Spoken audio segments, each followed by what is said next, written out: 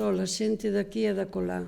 Escoitades a Bergondo. Estamos na máis 55 FM. E de que falamos hoxe, Mari? Ola.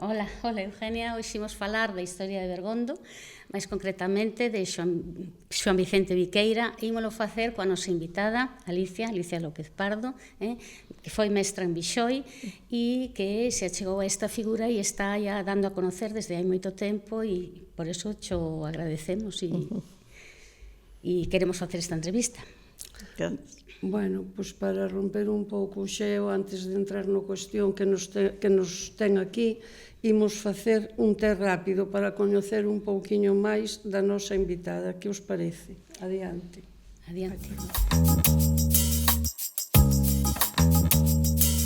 Adiante, pois. Cal é a túa estación favorita do ano? Non o sei dicir. Gustanche todas? Cada unha ten un encanto para min e nunca tuve unha estación preferida. Especial, moi ben. Que personaxe histórico che gustaría ser? Nunca pensei tampouco. Pois pensa ahora un pouquiño. Non sei, bueno, sendo muller, Rosalía. Claro. Rosalía de Castro. Sí. Sempre me sentí con moitos aspectos identificada con ela. Algo que che gustaría facer e que aínda non fixeches? Pois hai moitas cousas que quixera facer antes de irme desta vida, como transmitir unha boa parte do que eu recibín, de todo o legado pedagóxico e demais, de todas as persoas que eu aprendí moito, e polo menos quixera que non quedara en min o que elas me deron.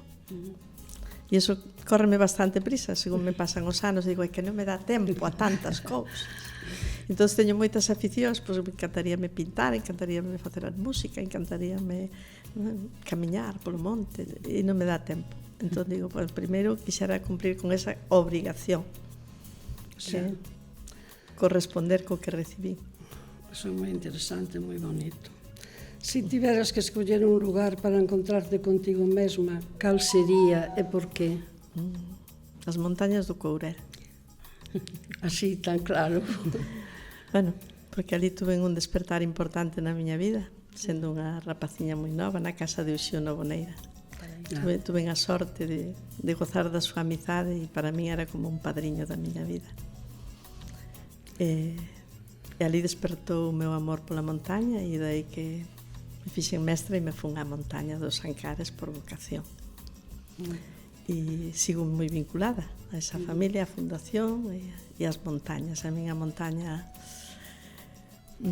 revitalízame e encheme. Por eso son tan defensora delas, das sagradas montañas, como lles chamamos, e que están tan ameazadas no noso país neste momento.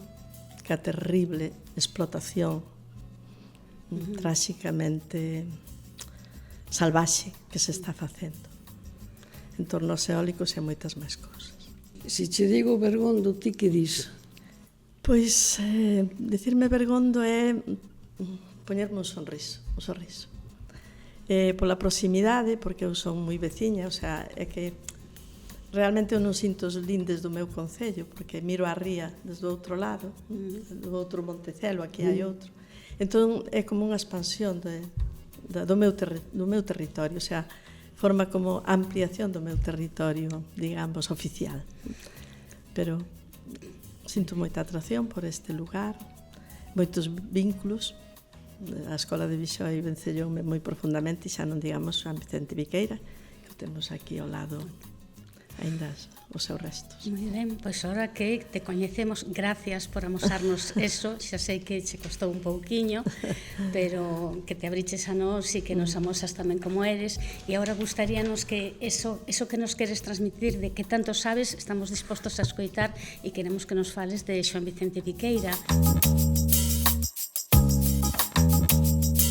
Pois a primeira pregunta, que podes contarnos de Xoán Vicente Viqueira, quen foi? resumido, porque claro, seguramente sabes un montón, pero bueno, para contarlle os nosos ointes realmente quen é esta figura e achegalo así, para que se interesen en el, que nos contarías? Quizá eu polo meu sentimento pedagóxico, o sea, o primeiro que me sorprendeu é a figura del como gran pedagogo. Froito da súa vida, da súa crianza, dunha familia que pertencía á Institución Libre de Enseñanza, ao movimento de escola moderna, o sea, o máis avanzado que houve na súa hasta ahora, é dicir, non se avanzou máis. Os que falan de innovación están equivocados cando non miran para esta xeneración. Entón, ele era o froito desa educación e ele o transmitiu totalmente na súa obra. Entón, eu primeiro me encontrei con ese pedagogo asombroso. Estamos falando de principios do século XX, claro, é dicir, claro. Porque este home nace en 1886 é que ele morreu no 24 e morreu no 24, o sea, estamos falando de parece que queda moi lonxe, pero realmente claro, pois eso. Efectivamente. E logo, xa profundizando, pois vexo que é un filósofo, que é un ensayista, que é un políglota, que é un cosmopolita, que, eu creo que, o sea, é un humanista de tal tamaño que nunca coñecera a nadie con tantas dimensións, o sea, é músico, é poeta, é todo, o sea, é que o abarca todo. E logo, o sea, unha persona cunha sinxeleza e un humanismo que o reflite en todo o que fai. O sea, ten unha dimensión mística que incluso na última vos lerei del. O sea, é que é unha personalidade que a mí me fascinou. Logo, a capacidade intelectual, un home que a súa iba física era un discapacitado, lle chamaríamos hoxe, máis que eso, porque tiña unha enfermedade crónica. E como sobrelevou a enfermedade, eso é alucinante. Incluso, o seu médico aparece, non sei se me dá tempo a falar disto, pero, é dicir, está recollido toda esta a capacidade humana, espiritual deste home, e que deixou tanto legado en tan pouco tempo. Claro, porque morreu moi novo, claro, con 38 anos. Bueno, o pensamento, o sea, xa como galega, o sea, el foi un cosmopolita, o sea, un home que dominou 5 idiomas. Sí, creo un que gran traductor, o traductor do alemán, pero é que el dominaba o inglés, o francés, o alemán, o castelán, e era o máis apaixonado defensor do galego, que iso é a gran clave como galeguista. Por eso estuvo tan marxinado e a súa figura tan, digamos, enterrada, que se quiso enterrar durante o franquismo e hasta ahora, e na actualidade. Non é santo da devoción de moitos pensamentos, digamos, alienados no imperialismo lingüístico, por exemplo. Non se dá a coñecer a faceta de Viqueira na defensa da diversidade lingüística e da defensa do galego. Por eso é importante que esteamos aquí reivindicando a súa memoria.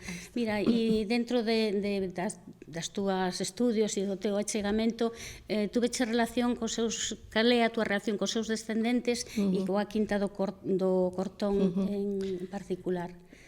Eu tuve a sorte de vivir un momento que actualmente non é así, pero que tuve a posibilidade de entrar na finca cos nenos e disfrutar moito dos lugares da finca, gracias a que había persoas que estaban dentro da familia que estaban interesadas en abrir a casa a xente e facilitar a entrada, pero non todo o mundo estaba nesa liña. Entón, tuve esa oportunidade e os nenos, os meus alumnos tuveron esa fortuna, non? E as familias. Pero a miña relación nun principio era por teléfono a alguén que me permitía entrar, o sea, daba permiso para que eu fora cos nenos, pero non conocía físicamente. Despois de que fixemos unha actuación dedicada a él, se me dá tempo logo falo dela, pero viñeron aquel brao, que non viñan sempre tampouco, o fillo Jacinto e Ani, a súa nora.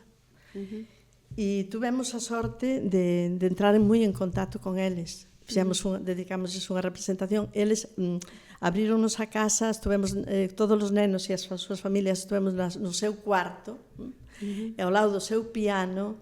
Bueno, foi todo un privilexio, foi moi emocionante sentirse naquele lugar. E E, bueno, a partir de aí eu entablei unha relación moi bonita co seu fillo, Jacinto, e con Ani, especialmente con eles. El xa era ben maior. E, bueno, todos os veraos que viñeron, bueno, procurei estar con eles comigo moi ben. E transmitironme moitas cousas. Logo, aprendín moito deles. E, bueno, son figuras, é que solo falar de cada un deles. Eu teño algo que escribín referido a Jacinto cando morreu e a familia, pero quizá non me dá tempo a comentalo, non?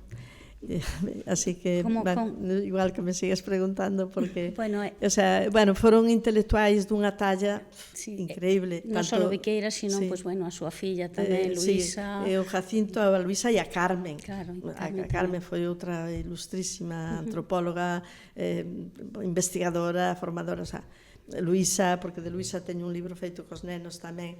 É dicir, que non deberíamos quedarnos en Xoán Vicente Viqueira, sino estudar toda a súa descendencia, o legado del a través de seus fillos e a súa dona, a Jacinta, que tamén me falaron moi directamente dela en Bixoi, e foi unha muller extraordinaria, pero e que seguiu unidísima toda a vida a él. Bueno, pois sigo che preguntando. Sí. Dixéchenos que era un home moi accesible, entonces cal foi, se coñeces algo, a súa relación realmente coa veciñanza bueno, porque viviu en Bixoi, pero tamén viviu na Lagoa, creo, que estuvo aí, que de feito está enterrado en Ouzes e tal. Como era, sabes algo da súa relación así coa veciñanza ou con... Bueno, eu o que sei é que tratándose dunha familia dun nivel cultural extraordinario, non? Pero non era unha familia burguesa con vida burguesada, digamos. O sea, era xente liberal, xente cun compromiso político moi claro e social. Entón, eran unha xente moi aberta á veciñanza e que vivía moi sencilla, vivindo, sempre me dicía Rosario, e a súa nai, que foi a que máis viviu con eles, non? O sea, nai de Rosario. Era xente moi sinxela, moi achegada, moi aberta. E Xoán Vicente, pois de neno, pois o que máis iba era a casa dos veciños, os de enfrente. De feito, a súa doenza manifestouse un día que andaba ali nun prado cos veciños e tal, e parece que pensaron que fora que torcera un pé, que tal. Entón, eso demostra, dice que se levantaba e iba a beber o leite ali das vacas, o sea, había como un neno máis da aldea que achegado aos seus veciños, e recíprocamente tamén, logo demostraron como a familia se ocupou de... Moi ben. E se tuveras que, xa sei que é moi difícil, pero resumir así un pouquiño o seu legado, tanto material como inmaterial, que dirías así, para resumir? Que xa sei que é difícil, Sí, é co legado, bueno, é co seu pensamento é dunha riqueza, dunha amplitude total, o sea, é o humanismo repleto de intelectualidade, o sea, de un investigador que foi, porque ele foi investigador en psicología, en filosofía, o sea, na lingüística, o sea, foi un gran científico, pero no máis amplio sentido, e todo eso está aí.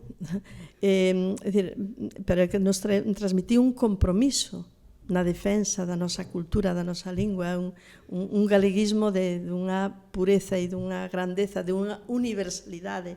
Se houbera tempo tamén vos lía algún texto do que ele entende por universal.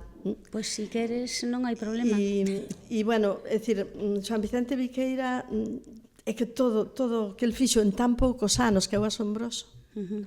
Pero logo, a min, a súa... como el viviu a súa enfermidade, repito, e como, por encima deso, que además, eso foi algo que transmitiu dunha maneira que os nenos o entenderon. Os meus nenos de 4 a 5 anos, é que puñeno de exemplo, o sea, cando un neno mellor se queixaba, además, de como Xoán Vicente Viqueira, a ver, de que estás aí, queixándote desa maneira, cando tal. Entón, eu creo que... O sea, que era unha humanidade que transmitía, non? E, bueno, aquí reflexase, por exemplo, non sei, non me quero enrollar, perdón. En moitos aspectos en que el, por exemplo, a enfermedade lo normal é que non podera nin escribir, nin nada, dito polos médicos que atendía. E como el en todo momento superou a ilusión por transmitir, por investigar, por facer. O sea, eso trascendeu totalmente sobre a súa enfermedade, non? E creo que temos como, a nivel humano, moitísimo que aprender del, esa sensibilidade, esa apertura, esa sencillez, esa amor a todo, a poesía que el reflexaba e vivía e escribía e compoñía a música e o que lle transmitiu a filla. E logo, como transmitiu, porque outro dato preciosísimo da súa vida é como a súa filla Luisa, con 2 anos, iba facendo o libriño para o vocabulario galego e a súa filla aprendeu co seu pai o galego e que non o esqueceu, o sea, e que chegou a ser unha galeguista comprometidísima en México en todo o seu exilio, porque logo hai que o legado está no exilio que viviron os seus descendentes polo pensamento e pola filosofía de vida que el defendeu e practicou e que transmitiu aos seus fillos a súa dona. O legado está aí tamén. E logo hai unha parte do legado material que eu lamento moitísimo de como sucedeu todo, porque no momento, isto foi no 2009, cando fixera este traballo cos nenos, empecé no 2008, e xa daquela intentamos que se constituíra unha fundación para declarar ben de interés cultural esa casa. Porque aí non foi só el, o sea, que houve moitos intelectuales en torno, esa casa tuvo unha vida inmensa. Sí, creo que viñeron xente da Institución Libre de Enseñanza, pasaba os veráns ali, grandes de Giner de los escritores, Ríos, aí, o sea, o máis destacado na intelectualidade do país, de España e de Galicia estuvo aí. E esta casa, había unha parte dela que se está desmoronando, está convertida nunha ruína, a biblioteca, un mirador aquel. E iso estuvo dedicado a Cosío cunha placa. Cosío foi moi importante, foi un gran pedagogo, Giner de los Ríos, o sea, toda a intelectualidade da pedagogía e da filosofía estaba aí, pero había a Fundación Cosío, fixolle unha placa a un señor que non é daqui e que viña aí traballar, viña nas vacacións. E San Vicente Viqueira, daqui, aquí, enterrada, e aí non hai nada, non había nada, non hai nada, ainda non se fixera. E deixouse destruir todo eso. Igual que se deixa destruir o Pombal, igual que a casa inteira. Os lugares onde el pensaba, os lugares onde el meditaba. É dicir, que desleixo institucional houve aquí, neste país, e en casi todo, e tratándose dunha figura tan próxima e que nin así se fixo. Intentámoslo un grupo de personas, e tiramos moito pola idea dunha fundación. Está aí. Oxalá que o centenario sirva para remover compromisos institucionais e tamén despertar do povo, despertar da xente e conectar ca súa obra, e isto se remova. Pois esperemos que este pequeno traballo que estamos a facer sirva tamén para remover conciencias e para mobilizar a xente e recuperar o que é noso e dalo a coñecer. A última pregunta xa, porque xa sei que podíamos falar máis, pero por que é importante achegar de novo figuras como a de Xoán Vicente Viqueira a todo o mundo? Creo que xa o contestache, pero así, para resumir, por que temos que poñernos a loitar por esta xente e por todos os que esquecidos que haberá máis? É que o día que perdamos as referencias deixamos de ser xente e deixamos de ser país e deixamos de ser todo. E para min, unha das figuras que máis representa todo o pensamento galego, o pensamento de país que todos tiñamos que ter, porque el recolleu tamén un pensamento herdado das Hermandades da Fala e de todo un pensamento de galeguidade que viña durante o século anterior. Entón, este home é un emblema en todo o potencial do mundo, e o que non podemos é esquecernos da memoria de todo o que se leva loitado e de todo o que loitaron os que o trascenderon, porque eu nunca podo olvidar, e sempre o teño que decir, como esa casa representa a represión da dictadura ao máximo nesa familia. Está recollida o exilio, a persecución, Ani Viqueira, a súa nora, Jacinto Viqueira, o sea, ela morreu hai moi pouco e por eso tuve máis contacto con ela últimamente. É dicir, todos eles foron víctimas tremendas, a familia de Landa, da Jacinta, da súa muller, o sea, e esa represión chegou a efectos de que Xoán Vicente Viqueira non é só que daquela non se dera a coñecer, é que seguiu enterrada a súa vida, a súa memoria, esquecido aí, porque non interesaba esta figura. E iso é o que non podemos consentir. E que temos que ter a memoria histórica moi presente na vida de Xoán Vicente Viqueira. Moi ben, bueno, pois creo que vamos a rematar aquí con Xoán Vicente, ainda que poderíamos falar un montón. Creo que Eugenia que che quere facer unha pregunta máis. Sí, antes de despedirnos, creemos que tes algo que enseñarnos, non? En todos os episodios de Mais 55 FM facemos unha pregunta dificilísima aos nosos invitados e invitadas. Estamos deseando coñecer a túa resposta. Se non puderas volver á túa casa, que levarías contigo? Que poderías levar, coller unha cousa sola da túa casa, que obxecto collerías? Tamén me pasa como das estacións, non moi pensei, difícil. pero bueno, sin duda un lápiz e unha libretiña Un lápiz e unha libreta. para poder recoller o que me transmitiron para eu poderlo transmitir e facer uns apuntamentos en todo momento, mentras tuvera lucidez. Bueno, pois moitas gracias, pois creo que ata aquí chegamos, pero a min non me gustaría despedirme sin, xa sei que eres moi modesta e que non queres falar de ti, pero eu estuve buceando en internet e aí a veces atopanse tesouros e atopei un artigo pois escrito por ti, donde falas da escola, e que é unha escola na que nos vivimos. Entón, non sei se me deixarías darlle a referencia aos nosos ointes para que te buscaran. Sí. Bueno, pois o artigo titúlase, se tecleades en calquera buscador, titúlase Breve memoria de una maestra rural en tiempos de la educación general básica. Aseguro vos que se o ledes, que, bueno, que vos vades a recoñecer moitos deles.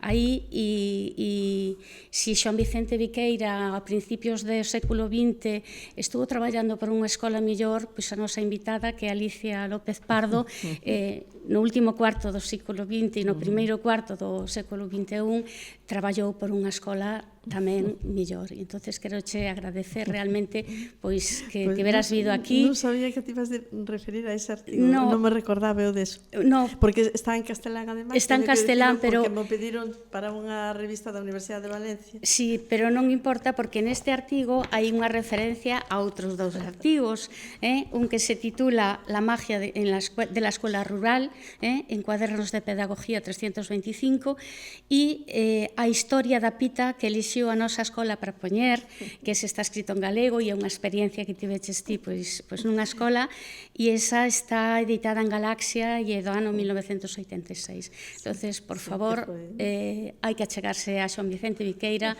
pero hai que achegarse a xente que nos lo dá a coñecer e a xente que traballa e que traballou e que sigue traballando porque todos teñamos pois eso, unha vida mellor e non se esqueza o que é noso. Así que, Alicia, moitísimas, eu moitísimas sinto-me unha gracias. afortunada de estar aquí con vós, revivindo a miña experiencia en Bixoi, cas miñas pedagogas de honra, que as teño que nombrar. As miñas pedagogas de honra eran as veciñas, empezando por Rosario, que en paz descansa e que sigue na miña vida, unha bisaboa que foi a que me conectou con Xoán Vicente Viqueira e ca súa familia, e sigues viva aí a súa filla, Mari Carmen e Lourdes.